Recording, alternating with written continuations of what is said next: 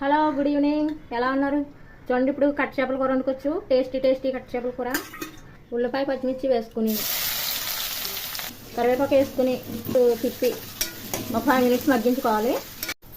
ఉల్లిపాయ ముక్కలు మగ్గిపోయినాయి. ఇప్పుడు ఇందులో చేపలు వేసేద్దాము.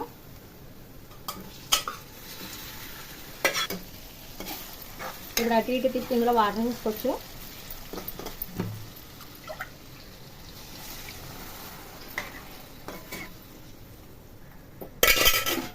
ఫైవ్ మినిట్స్ మూత పెట్టేయచ్చు. ఇప్పుడు ఇందులో మామిడికాయ ముక్కలు వేసేద్దాం. మంచి వాసన వస్తుంది. కొత్తిమీర వేసుకోవచ్చు. అంతేనండి, కూర రెడీ అయిపోయింది. చాలా మంచి వాసన వస్తుంది. మీరు కూడా ట్రై చేయండి. అలాగే మీ బంగారు చేతులతో లైక్ చేయండి అమ్మా.